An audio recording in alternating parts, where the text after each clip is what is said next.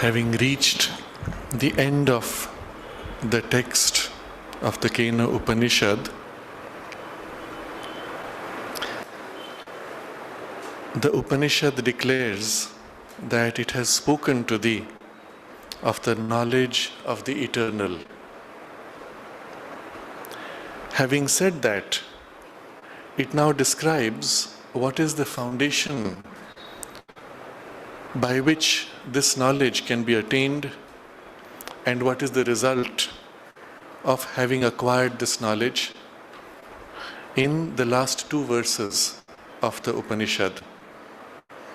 Sri Aurobindo dedicates two entire paragraphs to elaborating on these verses. The first of these verses, verse 8,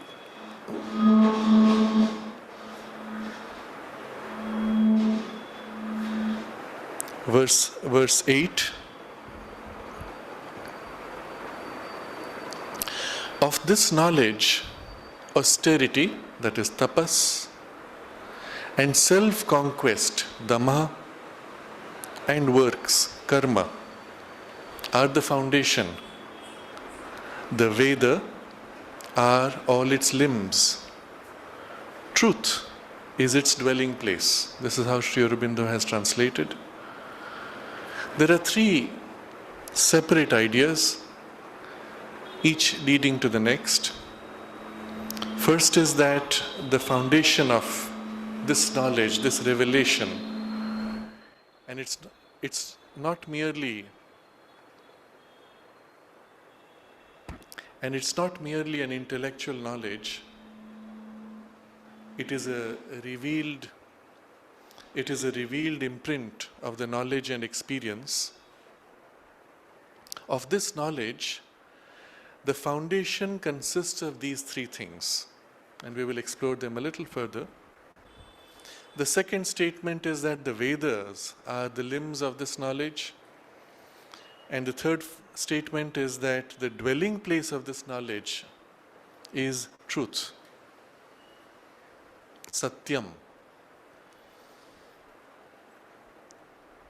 The next verse will speak of what is the benefit of having acquired this. But this verse is telling you what you need to have in order to be able to put into practice and to attain to what has been revealed.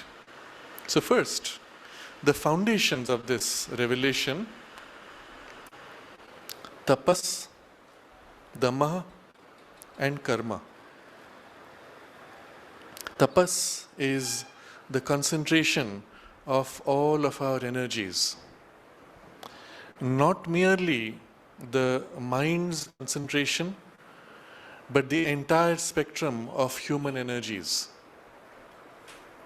In the traditions, you will hear stories of rishis taking up tapas, for which purpose often they go into the forests or caves, precisely in order to be able to remove all distractions which would prevent dispersal of energies.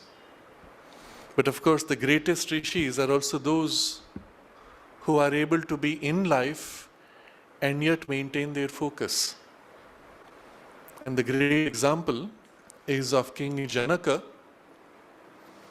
As the knowledge of the Brahman is being revealed to him, at the same time there is a test. He is informed by his attendants that his palace is on fire and everything is going to be burnt to the ground. And repeatedly the messages come of increasing destruction. But he remains fully one-pointed in his concentration as the revelation of the Brahman is given to him. And of course, later it is shown that the whole burning of the palace was an illusion, and it was meant to be a kind of a test for him. But the story itself is not so superficial. There is behind it a deeper truth, that as the knowledge of the Brahman is revealed, your current perceptions of the world and reality burn up. And when the knowledge of the Brahman is fully received, all reality reappears now from that foundation. So the whole story has a more profound symbol. But the poise in which he receives that knowledge is tapas. And so we begin to understand tapas from a deeper perspective when, in its external form of practice, one is required to gather and direct energies. Which energies? Your mind, your thoughts, your emotions, life energies, your willpower, your actions. Everything is to be turned in concentration to that which you seek to realize. Swami Vivekananda, in one of his very pithy statements, revealed what he described as the secret to success in life. He said, in order to attain to success in anything, any field, you have to catch one idea and put all of yourself into it, into its realization, until you're living it, breathing it, sleeping it, eating it. Everything you do is driven by and oriented to that single idea. And then you will attain to success. I'm paraphrasing. But this is the theme behind the concept of tapas. When that idea may be to achieve a certain outcome in a domain of your work, well, it is the tapas which leads to that outcome. When the same idea is turned to a life purpose, to create a great business, to create a great work of art, to be able to fulfill some aspiration or ideal in life, that becomes the focus of your tapas. The same tapas turned to the realization of the divine and the divinization of life becomes the tapas in this context, a spiritual life. It was in such a framework that Sri Aurobindo established his ashram. When people came to be part of this community, to be his disciples, not so much part of the community, it was to be his disciples, the first requirement was that you gave up all personal interests, belongings, identifications. So everything you had was given to the Guru, down to the single rupee or object of personal possession. You ceased to have any personal relation with family or relatives because there is no more this personal angle. And third, everything you did was done in service to the Guru. All the work was done with the one pointed concentration that this is service to the Guru. The Guru gave you an assignment, a work, a responsibility in the community, and it was his prerogative to change it, to modify, to take it away. People came often with expectations. Somebody narrated how he came as a big professor who had taught in colleges and universities and expected that the mother would give him work dealing with knowledge and teaching. Instead, she sent him to work in the dining room to wash the vessels. And for him, it was a shock. He struggled because he was never used to working in the body. And only much later, he realized that what she had given was exactly what he needed to correct for the imbalance in the development of his personality. And the point at which he understood this, the mother gave him also the work of teaching. He said within a day, the message came from the mother that he was to also teach. Everything was oriented to this one-pointed focus of realization of the divine and the divinization of life. In every activity, the mother assisted you to concentrate for this purpose. And every morning, the entire group of disciples would come to the mother's darshan. She would bring down her force into each person, infuse it, not only filling them so that they may do the work, but also raising their consciousness that they may do the work from a higher poise, that they may be able to maintain that thread of connection with the divine in the midst of work. And people went with that gift. The practical result was that every day one experienced a steady growth. I've shared this incident many times before, and it is worth repeating.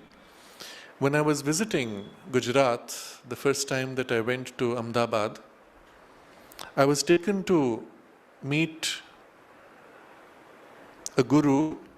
I think it was in the Vaishnava tradition, and he had maybe a dozen or 2 dozen disciples who were part of who were sadhakas in his community. They lived in one big house. All of them lived as inmates of the ashram, as his disciples. All of them had work in their routine of life outside their little home. Some of them were involved in businesses. The particular person that I knew who took me there was a vice chancellor in a university. None of them had personal possessions. Whatever they earned from their work in life was given to the Guru. They lived with him in the same house. They served him physically, swept the floor, washed his feet, sat before him for meditation, etc. And so I met this Guru. He was a very jolly, happy man. And the moment he heard I was from the Sri Aurobindo ashram, he said, yes, I have been there before. And there I learned a very great lesson for my life. He said, having come here, he was shown around by Sundaramji, who was interfacing with people coming from Gujarat. And having seen everything, he said, but how do you do sadhana? As far as I understand, sadhana is when you serve your Guru. And that's the only way you will grow in consciousness. But you people are doing work. Your Guru is sitting in her room, and you people are doing work in different buildings all around the community. How is this sadhana? You see, in his context, they were all in the same house, personally serving him physically. And so the Sundaramji was explained to him. He said, have you ever fallen in love? And this man said, yes, of course. And he said, you see, when you're in love, then you only think of the beloved. You cannot think of anything else, even if you try to. And so here in the ashram, all of us have fallen in love with the Divine Mother. And the result is, whatever we do, wherever we are, in the midst of any work, we are only thinking of her, and the work we do is therefore for her. And then this man said with a very jovial smile, he said, yes, now I understand. And it was a great lesson for my life, he said. And this is the reality of the life as it was organized when the ashram was founded. Much later, these norms and the nature of the tapas, both individual and collective, was greatly diluted with the coming of refugees, children, and people who did not come primarily for the sadhana. Today, people come to join the community and not to become disciples of Sri Aurobindo. And that changes completely the context, both of the practice and the atmosphere of the tapas. But to the extent that one is able to maintain the poise of the tapas, is the result of the tapas. The more concentrated and the more exclusive the focus, the more rapid and the more intense and deep is the realization. But it does not require you to withdraw from life. This is the point of these examples. In the extreme form in which it was practiced in the beginning of the ashram, you were not even permitted to have casual conversations or friendships with others in the community. There was to be no exchange of gifts, no reception of even gifts coming or letters coming from outside unless it was passed through the Guru. Now, this degree of concentration was required for the nature of the work being done at that point, which was to create a foundation in which the supramental consciousness could be directly established in the physical, for which the community support around Sri Aurobindo and the mother had to be of a sufficient order of purity and strength that it could hold what was received. When the mother wanted to create Golkund as a model for the future constructions in the ashram, and she brought the best of the architects from the world, the best of the engineers, each of which from the architect was from Japan, the engineer was also from an assistant of the architect. The engineer in fact stayed on permanently in the ashram. Having brought the best of these with no compromise on the content and the methods and the materials used,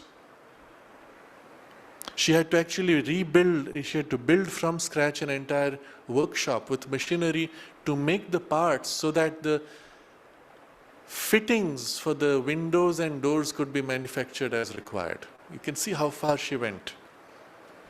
And with all of this given for this project, which would be the first of a series of, or a reference for further constructions for the ashram, they said we would finish in a short time, I think it was 6 months to a year, but they would have 500 workers. And Sri Aurobindo said, no, that's not acceptable. The dilution would be too great. It would affect the work being done. Such was the intensity of the presence which was held in the whole region around the ashram main building, extending several blocks in all directions. You walked in and you could feel palpably the density of the presence and the peace. And Sri Aurobindo said 500 was too much, it would harm the work. The numbers were reduced to an acceptable, which was about 50, I believe. And the result was that what would have taken 6 months was extended to 6 years. But that was the compromise they accepted to protect something much more valuable which was being done. In one of his letters, when he was asked about publicity and expanding out beyond in numbers, he said numbers didn't matter, but he also expressed why it was important for him not to have publicity, because he said publicity brings the whole horde of useless people, if I catch the right words, and it leads to either a bang or a bust. Suddenly numbers come, there is a tremendous excitement and exaggeration, there's a bang, and inevitably it follows with a bust, or the whole exaggeration pulls down what is the light that is brought, dilutes and destroys everything. And he said, I want neither. So the numbers were strictly controlled. And this is in sharp contrast to the present, where we have hordes of tourists coming around and all the rest that comes with it. The dilution in the atmosphere is enormous as a result. And naturally the work is to that extent suffering at the level both collectively and individually. But the tapas here is the key. And if the tapas can be rebuilt in our individual lives and eventually in the collective lives, then all the rest would also follow. There is an interesting incident in the life of Ganapati Muni. Those of you who remember, he was the sage who recognized Ramana Maharshi and named him as Ramana Maharshi, who had met also Sri Aurobindo and the mother. He was the only person that we are aware of in whom they saw potentially a future successor to them. He was the only one whom Sri Aurobindo and the mother asked if he would be willing to join the ashram, because they were looking for somebody who would be a successor for their work. And for certain reasons, because he felt so committed to the freedom of India, he said, I cannot be in one place until that is achieved. And so that did not work out, but their relationship was quite exceptional. So coming to Vasishtha Ganapati Muni, he was such a great rishi, and all of his life dedicated to tapas. But he had one question which nobody had been able to answer to his satisfaction so far. And his question was, what is tapas? Now, you're practicing the tapas, you're living it, and that was his whole life. But what is it in essence? He was seeking the deep insight which would reveal what this poise of consciousness is in its deepest foundations. And he said he found his answer when he asked Maharshi. When he asked Ramana Maharshi, what is tapas? Maharshi said, tapas is dwelling in the self. Very profound, very simple. Dwelling in the self. And when you think of what this is, gathering all the energies of your mind, life and will and body to one focus, what is it? You are dwelling in the self. The rest is only a question of degree and extent. So this is one of the three foundations for this knowledge of the Upanishad. Of this knowledge, tapas, then dhamma, then karma are the foundation. So if tapas is the first step, the full concentration of your energy is one-pointedly on whatever you seek. The next step is dhamma, self-conquest. Sri Aurobindo describes, and in his commentary he explains, it is the practice of self-mastery. Life and works are to be used as a means of arriving out of the state of subjection proper to the soul in ignorance into a state of mastery, which brings it nearer to the absolute mastery and all mastery of the Supreme Soul seated in the knowledge. So we start with a condition of subjugation. That's the condition of the soul in ignorance. What is subjugation here? What is subjugated to what? In Sri Aurobindo's commentary, he says, the sense life and the power of the spirit. The sense life currently is subjugated to the senses, and it should be turned to be subjugated to the power of the spirit. What do we do in our normal life? What the senses trigger is what draws the response in us. We live in reaction to triggers. Something we see and we react. Somebody speaks, we respond. Something pokes, we respond or react. The same thing, more sophisticated, takes place in our emotions and thoughts. An emotion hits, we react. A thought comes, we react. Introspecting within, we discover that more than 99% of all of our movements of thought, emotion or will are in a reaction to triggers, external or indirectly, internally, when they enter from outside. Memories of the past, worries of the future, whatever form it may be, we respond in a reaction. What is the life of the spirit? When the same thing turns to serve the inspiration of the divine will or the divine consciousness.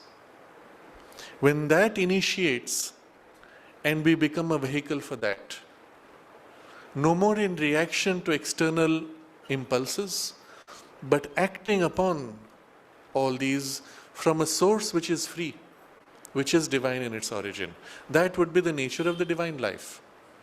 When this becomes perfect, the divine life is complete. In between is the transition. And the first step of the transition is to separate your impulsive reactions from the binding in the senses and the life imprints. Rather than living by habit and a reaction, you disengage, step back, reassess that relationship. From what? From some poise of self-awareness that is free, whatever that is.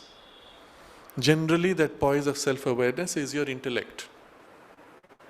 Somebody shouted at me, instead of getting angry and shouting back, I withhold the impulse. I rationalize the movement. Will it help if I shout back? What is the appropriate response? And then I formulate consciously a response coming from the freedom of my mind.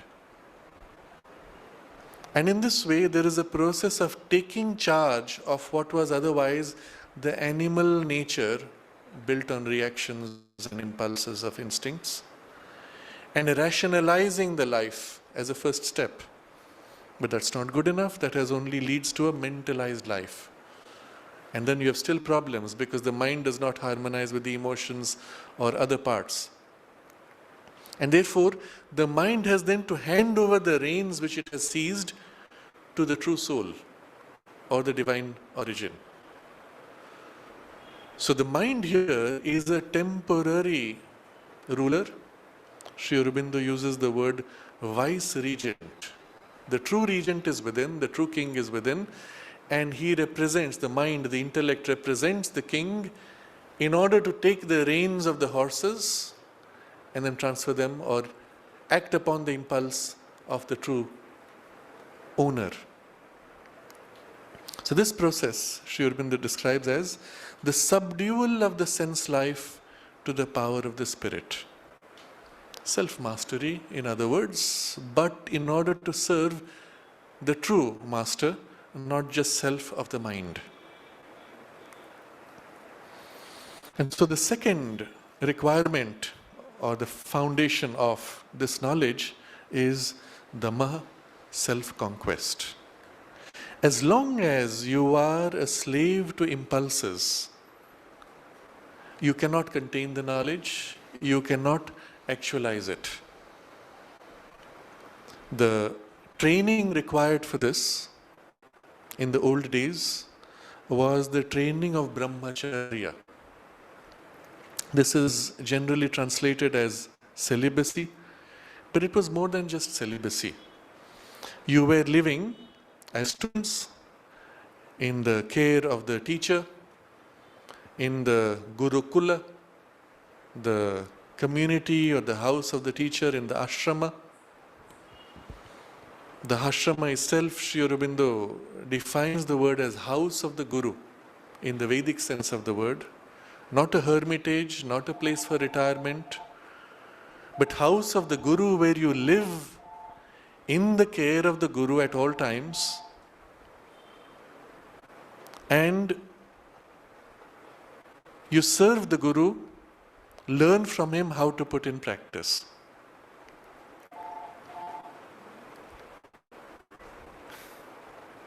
इथे बंद करायचं ते light. Keep the light. Keep the light.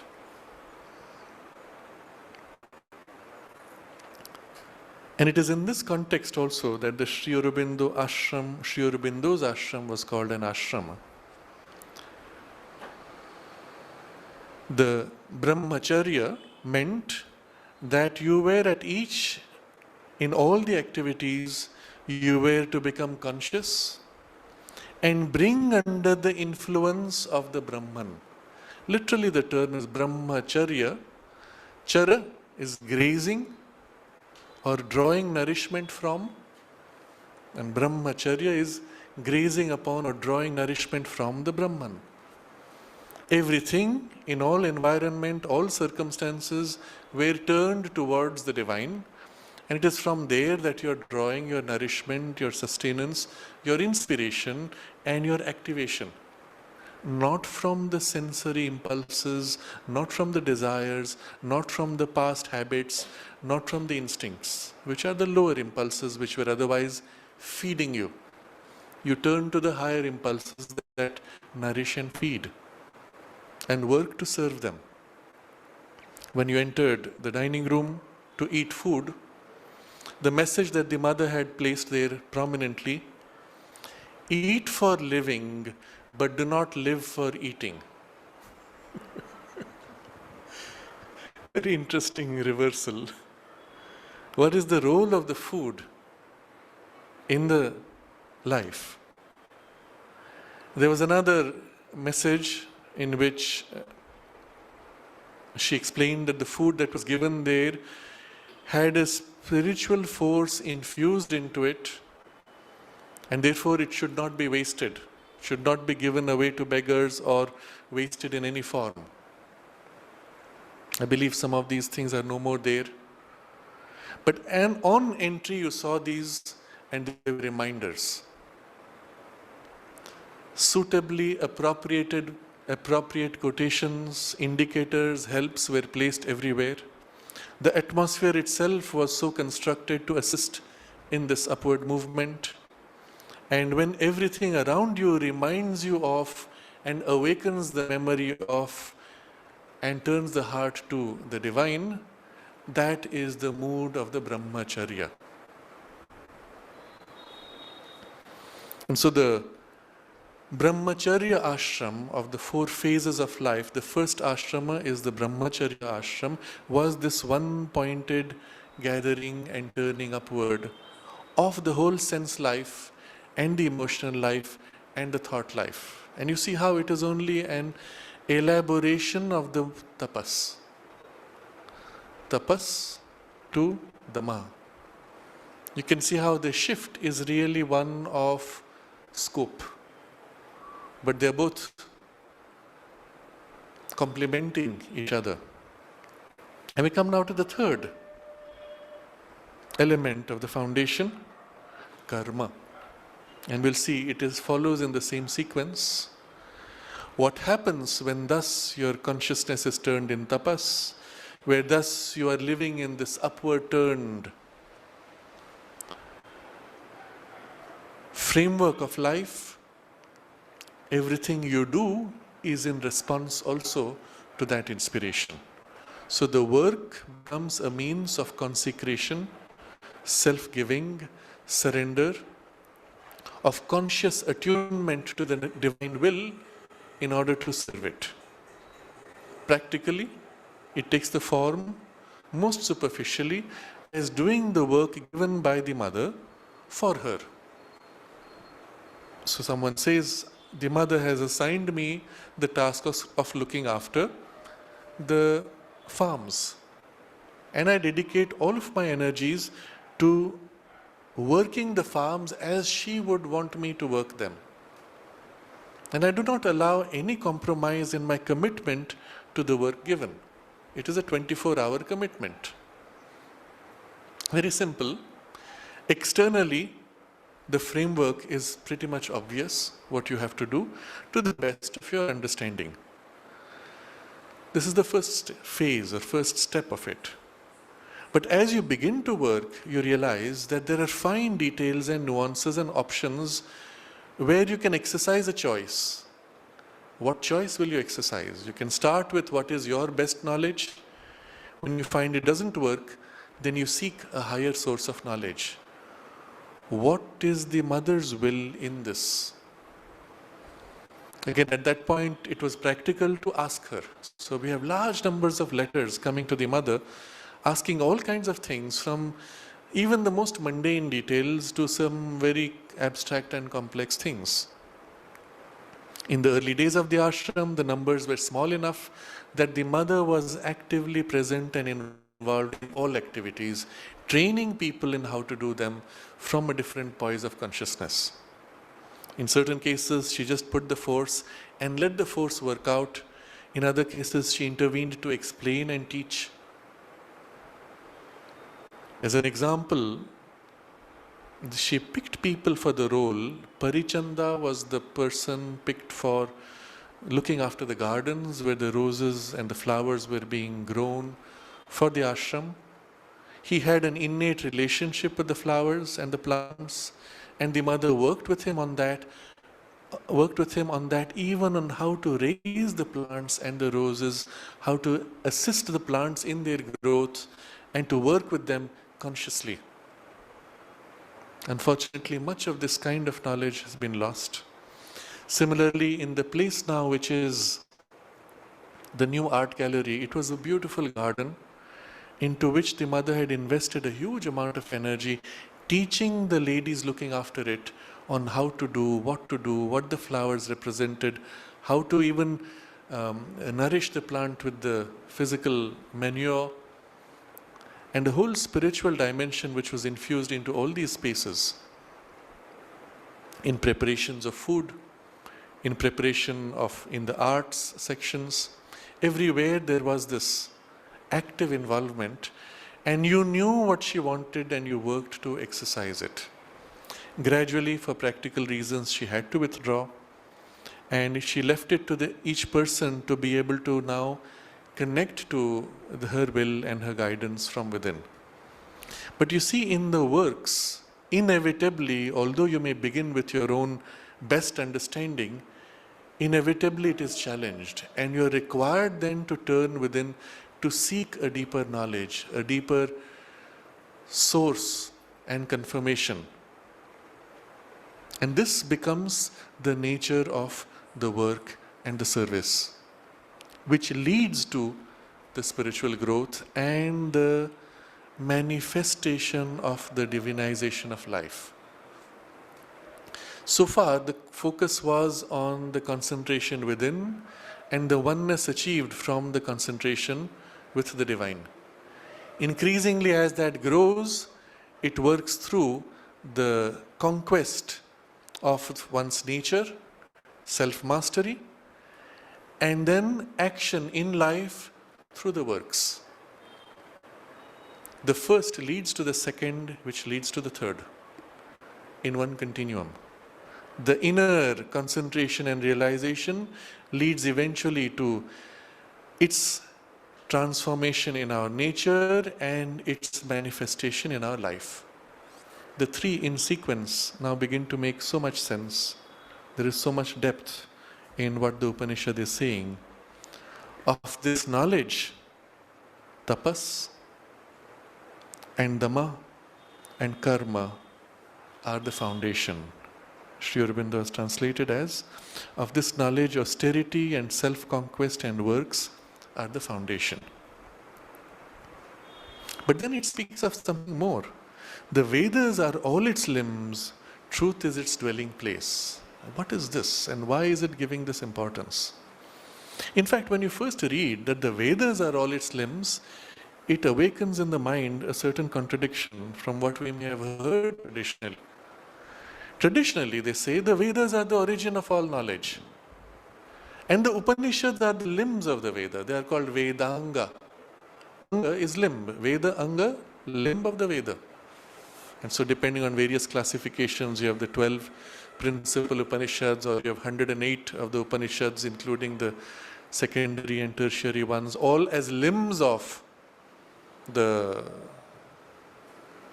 108 revelations, not Upanishads always, but 108 revelations, which are the limbs of the Veda as they move to act in the world.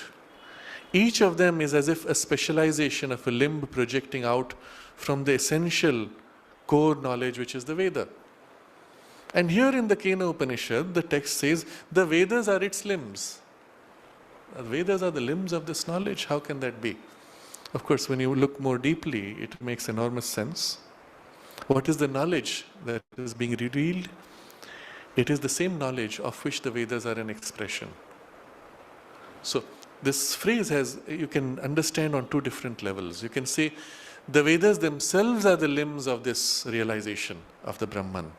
which the Kena is leading you to. But still, that is not quite fitting the context. Because here's the Kena teaching you all this, and then it says, the Vedas are the limbs of this knowledge. And when we read Sri Aurobindo's commentary, which we read last time, we understand so much more deeply. He says the Vedas, that is to say, the utterances of the inspired seers and the truths they hold, all the convergent lines and aspects, all the necessary elements of this great practice, this profound psychological self-training and spiritual aspirations are set forth in these great scriptures, channels of supreme knowledge and indicators of a supreme discipline. We read this last time, so we don't go too much in detail. But you see how what he is revealing, what he is showing us is this. The Vedas, he describes as the utterances of the inspired seers and the truths they hold. The texts of the Rig Veda, Yajur Veda, Sama Veda and the Atharva Veda, the four principal Vedas. The texts of these are called Vedas because they are the utterances of inspired seers and truths that they carry. That's why they are called the Vedas. So the Veda here is used in a general sense of the utterances which hold the force of the truth and the revelation. And the Kena verses themselves are such. And these verses are the limbs of the knowledge which is being revealed. And you see, this has a very different and a more profound sense fitting into the context. Vedaha sarvangani. But the totality, sarva, all the limbs in totality are the revelation of the Veda. In other words, it tells you that what is being revealed is complete. Sri Aurobindo's commentary describes it as channels of supreme knowledge and indicators of a supreme discipline. Because they embody the knowledge, but the discipline itself and the form of the practice is indicated, suggested to. And we have seen that in our detailed study so far. But all the lines converge, all the verses point and form a complete, comprehensive framework. And so, having spoken of the foundation, from the foundation come the limbs. That is, this foundation of tapas, dhamma and karma have to be established in us. And then the limbs of this growing body of knowledge, revelation, and experience in us is the dwelling on the verses.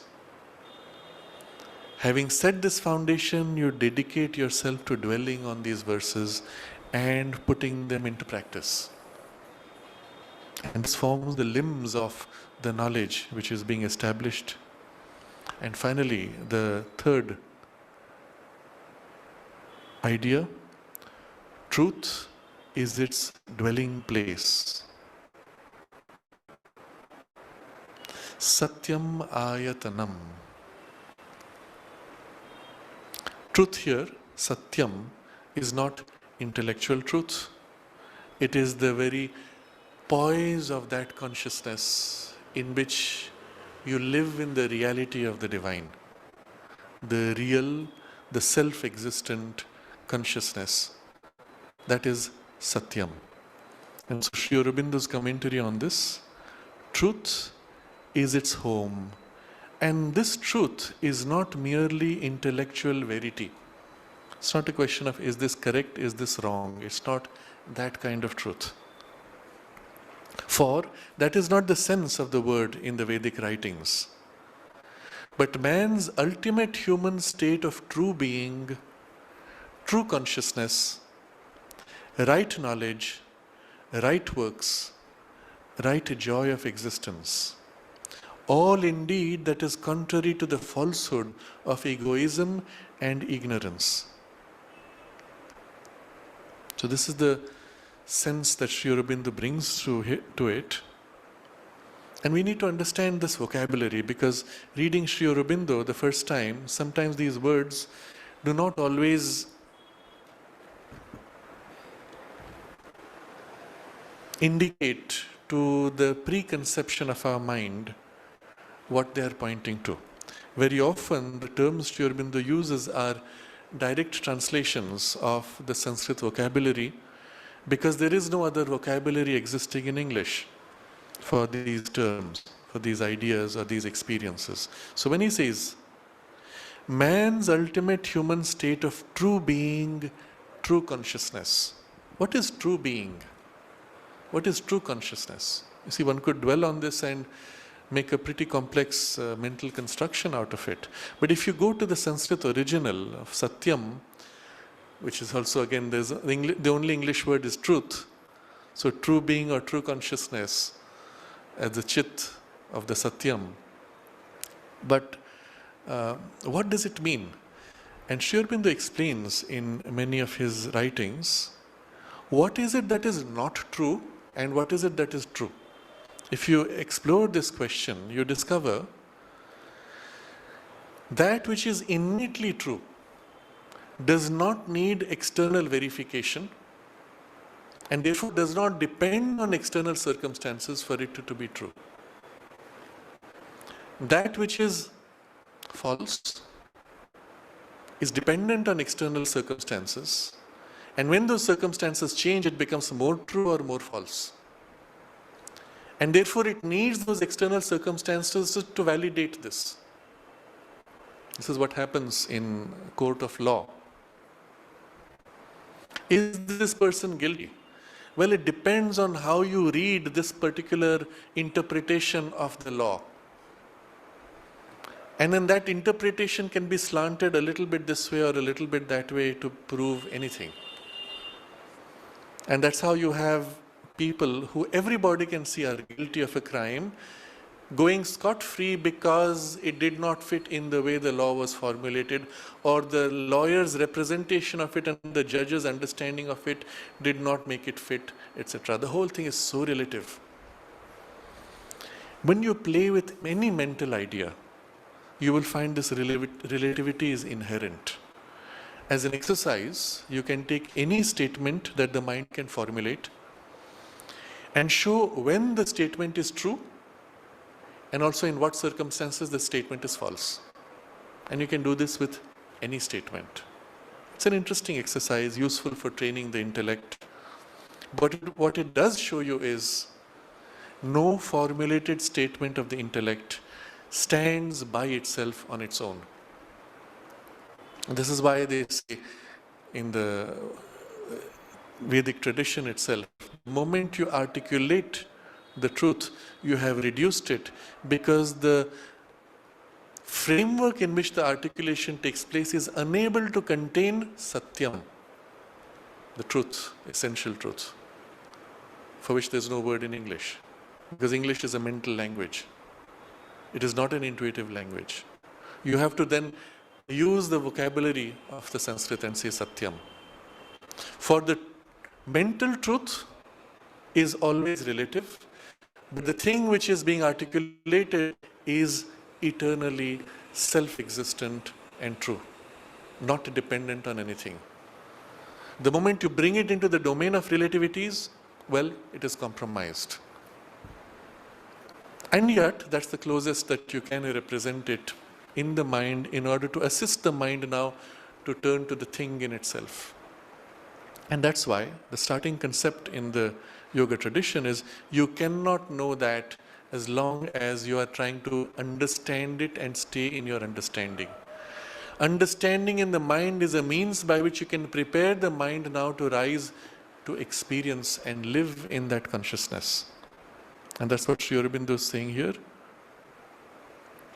Man's ultimate state, the state of consciousness in which you live, of true being and true consciousness. Another way to translate true would be self-existent. It is its own evidence. As an example, in the human experience, if you ask yourself, Are you a good person? In the domain of the relativity, you can be proved to be good or bad or anything in between, because it is relative. But if you ask yourself, do I know that I exist? That internal evidence of your awareness that you exist is its own evidence. And nothing that you can provide as external evidence or argument can neutralize that. I know I exist, and that's it. You can give me all the theories and all the explanations that it's an illusion, but the thing is and cannot be compromised by any external changes or references. So the nature of the true being or true consciousness is that it is self-existent, needing nothing else. Because it exists, all the rest becomes possible to exist, which is in the relativity. And so, this is the truth which is referred to Satyam. Truth is its home. And Sri Aurobindo's elaboration now shows the nuances of it. First he says, true being, true consciousness. What is the nuance here? When you observe yourself and you say, I am conscious, I know that I exist, you will see it has two aspects in that experience. First, when I ask you, do you know that you exist? You turn within and you know, you are. That's all you know. I am. And then you're conscious that you are. And the consciousness is as if an aspect of the I am. Even if I was not conscious, the truth of I am would still be. It is the same vocabulary which appears in the biblical tradition when Moses meets the burning bush and asks, who are you? And the response is, I am what I am. Simply, aham, sat. And so the first aspect of the experience is true being, and then the awareness of the being aware of itself is true consciousness. And all other being or consciousness is a reflection of that, and dependent on that, therefore, including your mind being and being aware, and our self being and aware is also a reflection of the true being and the true awareness. But because that is there, this is here, and we can experience this and then experience its reflections in our mind and in our activities and so on. But the reflections are transitory. So to live in the true being and true consciousness, that is the ultimate human state. Then comes from out of this right knowledge, right works, and right joy of existence. So with the awareness comes knowledge. With the knowledge comes the will, which moves into action as works. And with these two are the joy, the delight. And all these are aspects of the Chit and Ananda. Chit as consciousness, which leads to knowledge, the Chit Shakti, which is the impulse that becomes the basis for the will and the action, and the Ananda of the Satchidananda, which is the basis for the right joy of existence. When you have the true being and true consciousness, its active expression in life is right knowledge, right works, and right joy of existence. So as this consciousness turns to know things, it knows them for what they actually are, not for their appearance, which is erroneous. The palace that burns as Janaka is being revealed the knowledge of Brahman, and then from there when he looks out again, everything is there now seen with new eyes from a new consciousness, the right knowledge. And from there when the action emerges, it is also right works, and the whole consciousness delights in the whole play with the right joy of existence. All these, Sri Aurobindo points out, are contrary to the falsehood of egoism and ignorance. And what is this falsehood of egoism and ignorance? Everything is false, asatya. Truth displaced, truth distorted. In the Sanskrit vocabulary, we do not have a separate word for falsehood. As in English, you have truth and you have falsehood, as if they are separate things. In the Sanskrit vocabulary, which is yogic, there is asatya. A means displacement or distortion. It is still satya, but asatya, distorted, displaced, out of context, limited, narrowed, warped, which becomes the falsehood.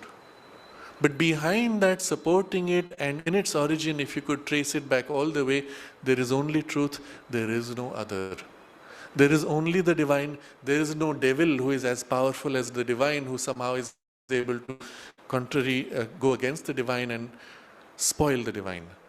Even the appearance of the devil is nothing but the divine which is warped, presenting a warped face.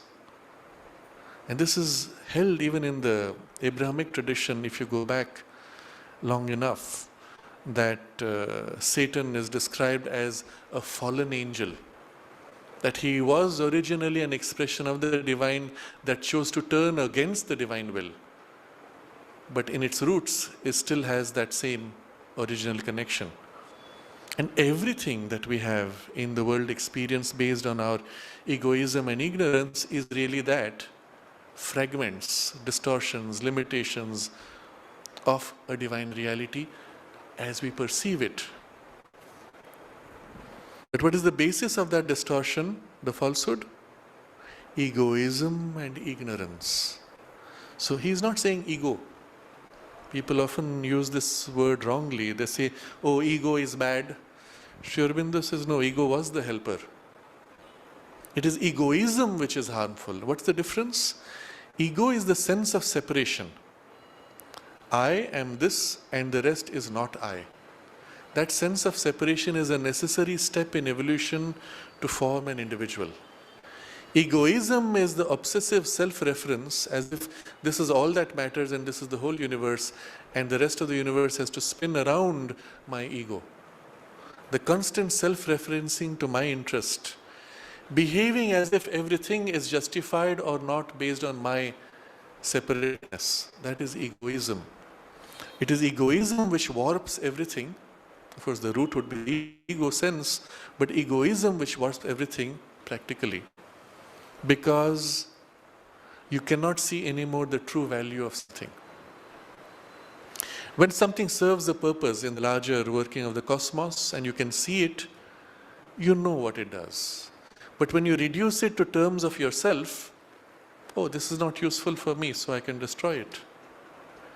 Or it excites me or interests me to destroy it, not recognizing its larger role in the world. This is what you see in the barbarian as it seizes nature and warps all the processes of nature. In the English language, it goes back to a barbaric phase. The word game is hunting, killing animals for the fun of it. Sport is killing animals for the fun of it. If you can do that to animals, you can do it to humans. It's a very small step in between. But it comes from a time when that excitement of killing something, destroying something beautiful, subjugating to your will and your personal ego, desire and instinct, that which was not in your control, that was game. It gave satisfaction to the lower passions. But the vocabulary still retains that sense, and the instinct to want to kill is still strong. I recall we were in a certain place in the US and we were taken to a piece of land, and they said, oh, this place, the deer come regularly and we have set up deer feeders. And I said, oh, what wonderful people. They feed the deer in the wild. And then I looked up and saw there was this little box. I said, what is that? That's where they hide to shoot the deer. So the idea was you set up a place to feed the deer, to build trust. The deer would come, eat regularly. And once the trust is built up, you hide there so that you can kill it. And for what? But that kind of perversion is coming because the egoism has seized and warped your vision of the universe. And the second thing which is warping, but it is less obvious, is the ignorance. What is ignorance? This essential sense of ignorance is separation, cutting off, fragmentation. That which is one underlying continuum of reality is cut and separated, and that is ignorance.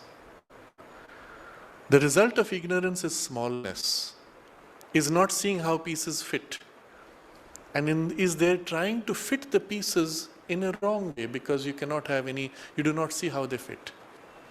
And its practical outcome is failure, struggle, and so on. Now, these are the two things he points to: the falsehood of egoism and ignorance. Both are falsehood because essentially there is no division and there is no ego sense other than appearance.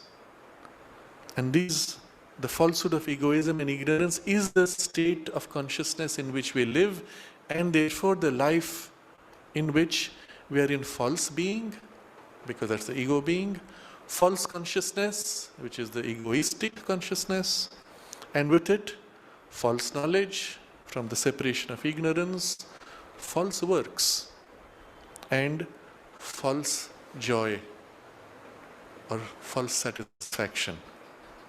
And these are to be transmuted in terms of that as the consciousness centers itself in the truth as its home. Increasingly, Satyam is the home from which everything emerges, and the whole of our being and our nature and our life are emerging from the one home, which is Satyam. And so we reread this verse. Of this knowledge, austerity and self-conquest and works are the foundation. The Vedas are its limbs. Truth is its dwelling place. This word foundation also has a very interesting sense in Sanskrit. The word used is pratishtha. If you go into the etymology of it, prati is as set before, revealed.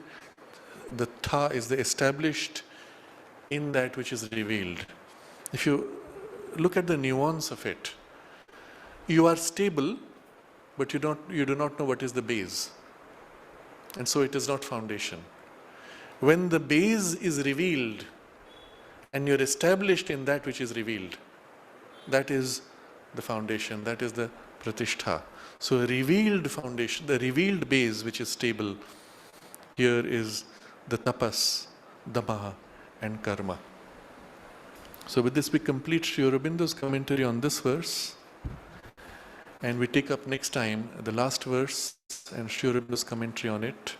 The verse goes, "He who knows this knowledge smites away evil from him, and in that vaster world and infinite heaven finds his foundation. Yea, he finds his foundation."